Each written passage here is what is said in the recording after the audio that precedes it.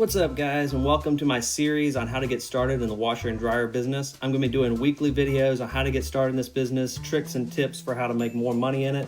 Please remember to subscribe because I'm going to be putting out videos on this weekly.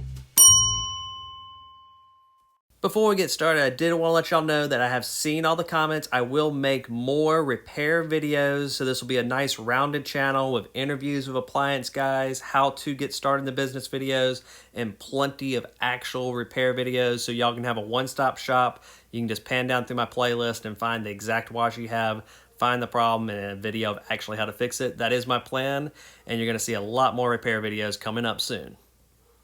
What's up, guys? Gonna do another quick video. It is still a nightmare. My buddy Kenny's over.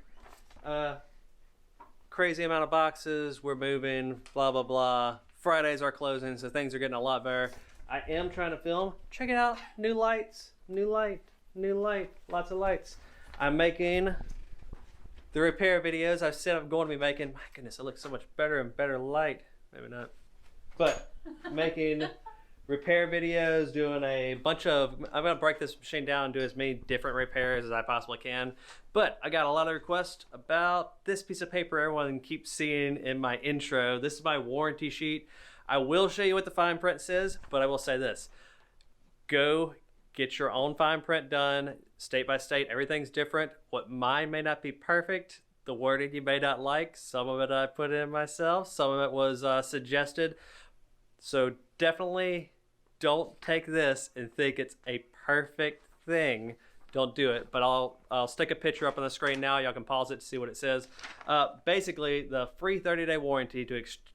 I had a video on this already on what my warranty is, but to recap, I always include a free 30-day warranty with all my washers and dryers. Anything at all goes wrong, they have a free 30-day warranty. I'll come fix it. I did one today. They were at like day 27.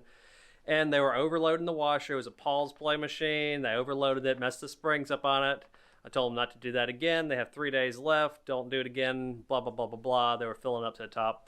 But it kind of happens sometimes. Not very often. Most of the time, if you fix a machine, you test the machine, it's definitely going to last over 30 days. It'll probably last a year or two, especially if you're kind of going through and making sure some of the small problems are solved. For instance, if you're doing a dryer, make sure you don't just fix the problem and not clean out the entire dryer. Make sure it's lint free, because there's a good chance if it's not lint free and it's blocked up, it could pop a thermal fuse. Could be a dangerous situation as well, but more than likely you're going to be doing a service call on your 30-day.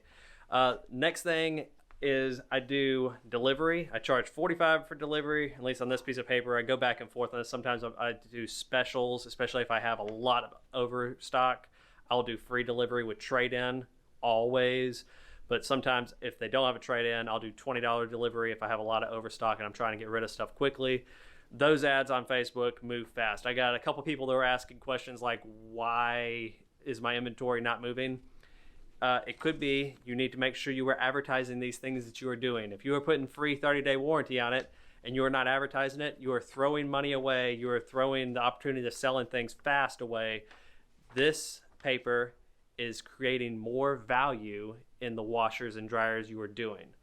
And the reason for that is most people don't trust people on Facebook. But if you have decent feedback, people kind of know where you are, and they have a 30-day warranty, they'll be willing to pay a little bit more. Let's say, and this is different from area to area, let's go for instance, if a washer or a dryer sells normally for $150 for everyone on Facebook, that's what they get, is about $150 for a cleaned up, okay washer and dryer. You should get at least $30 more than that because you have a warranty.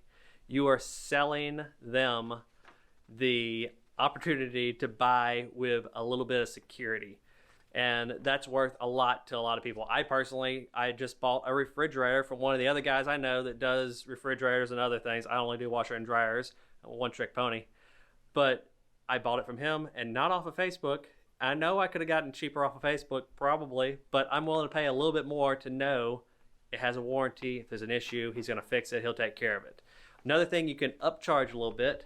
I also, is on here? Yes, I have a 90-day extended warranty. So I turn my 30-day warranty that's free into a 90 days for $20. I've sold not as many of these as you would think, but I sell them on a regular basis.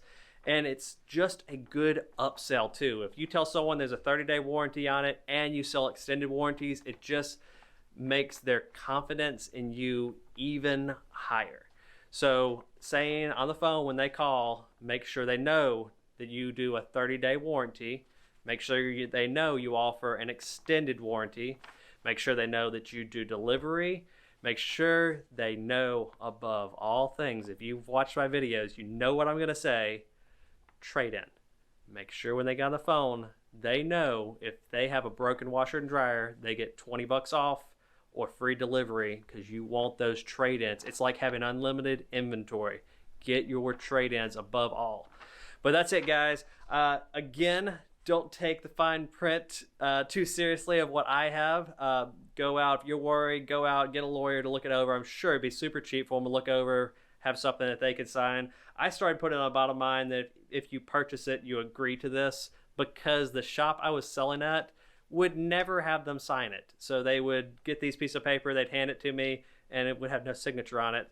And there was always different people that worked at that shop. I sold at a consignment shop for a while, and I finally just started putting on the end of it. If you buy it, you are agreeing to this. Otherwise, don't buy. I don't know if you could do that, but that's what I put on there. But again, guys, I was learning when I made this piece of paper. I actually barely ever use this thing anymore, but I got a lot of requests. You guys have any questions at all, I will always be willing to share. Please like, please subscribe, and we'll see y'all next time.